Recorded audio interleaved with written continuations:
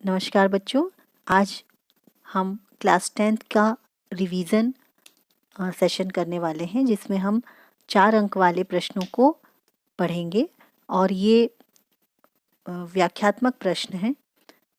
तो सबसे पहला प्रश्न हम पढ़ने जा रहे हैं। वायु में जलाने से पूर्व मैग्नीशियम रिबन को साफ क्यों किया जाता है?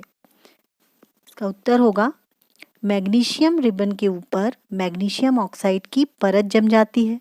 उसे हटाने के लिए वायु में जलाने से पूर्व मैग्नीशियम रिबन को साफ किया जाता है, क्योंकि ये परत मैग्नीशियम को ऑक्सीजन से क्रिया करने से रोकती है।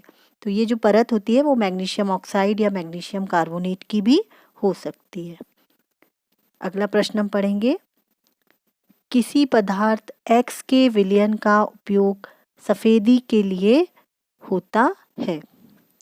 पदार्थ X का नाम एवं इसका सूत्र बताना है, और दूसरा ऊपर लिखे हुए पदार्थ की X की जल के साथ अभिक्रिया लिखिए। मतलब जो पदार्थ X है उसका हमको नाम बताना है कि उसका नाम क्या है, उसका रासायनिक नाम क्या है, सूत्र क्या है और उसकी जल के साथ क्या अभिक्रिया होगी।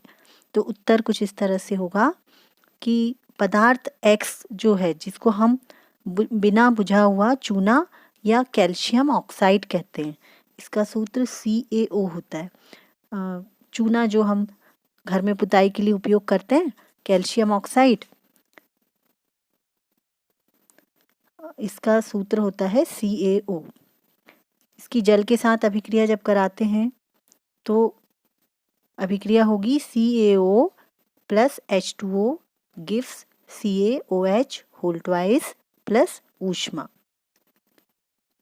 अगला प्रश्न हम पढ़ेंगे, प्रश्न क्रमांक 3। ऊष्माक्षेपी एवं ऊष्मा शोषी अभिक्रिया क्या है? उदाहरण दीजिए।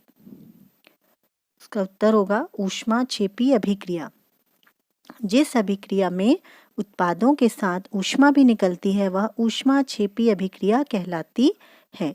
मतलब जिस भी अभिक्रिया में ऊष्मा निकल रही है या ताप, ऊष्मा, हीट, एनर्जी निकल रही है, उसको हम ऊष्माक्षेपी अभिक्रिया कहेंगे।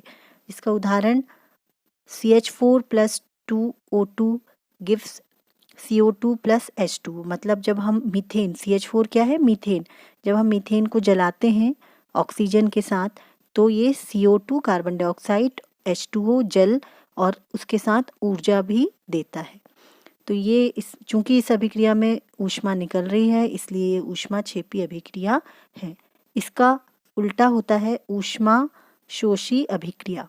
जिस रासायनिक अभिक्रिया में ऊष्मा का अवशोषण होता है, जिसमें ऊष्मा ली जाती है, उसको हम ऊष्मा शोषी अभिक्रिया कहते हैं। जैसे 2PbNO3 ट्वाइस लेड नाइट्रेट लिया हमने, ये इसको जब हम गर्म करते हैं तो ये 2PbO plus 4NO2 plus O2 में टूट जाता है। तो ऐसी अभिक्रिया जिसको कराने के लिए हमको ऊष्मा देनी पड़ रही है, ताप देना पड़ रहा है, इसलिए ऊष्मा शोषी अभिक्रिया है। हम कैल्शियम कार्बोनेट का भी इसमें एग्जाम्पल ले सकते हैं, CaCO3 वाला। जब CaCO3 को गर्म करते हैं तो वो CaO और CO2 में टूट जाता है। अगला प्रश्न है प्रश्न क्रमांक 4। श्वसन को ऊष्माक्षेपी अभिक्रिया क्यों कहते हैं?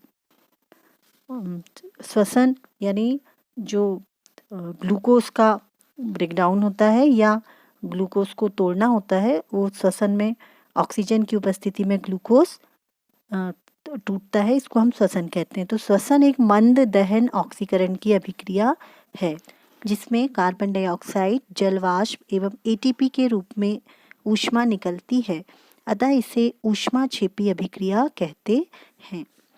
हमारा अगला प्रश्न है प्रश्न क्रमांक 5। विस्थापन एवं द्विविस्थापन अभिक्रियाओं में क्या अंतर है? इन अभिक्रियाओं के समीकरण लिखिए। विस्थापन अभिक्रिया में एक तत्व दूसरे तत्व को उसके लवण से पृथक करके उसका स्थान स्वयं ले लेता है। जबकि द्विविस्थापन अभिक्रियाओं में अभिकारकों के बीच आयनों का आदान प्रदान होता है। यानी जो ज़्यादा क्रियाशील तत्व है वो कम क्रियाशील तत्व को उसके लवण विलयन से पृथक कर देता है और इसीलिए ये विस्थापन अभिक्रिया कहलाती है। जबकि द्विविस्थापन में दोनों जो यौगिक होते हैं वो अपना अभिकारक जो होते हैं उनके बीच में आयनों का आदान प्रदान होता है। तो विस्थापन अभिक्रिया में जैसे हम उदाहरण देख रहे हैं Fe + CuSO4 gives FeSO4 + Cu। द्विविस्थापन अभिक्रिया में Na2SO4 + BaCl2 gives 2NaCl + BaSO4। तो ये थे हमारे 5 प्रश्न जो कि लगभग 20 नंबर के होते हैं, 4 अंकों वाले प्रश्न। तो इस तरह से हम और भी प्रश्न हल करेंगे।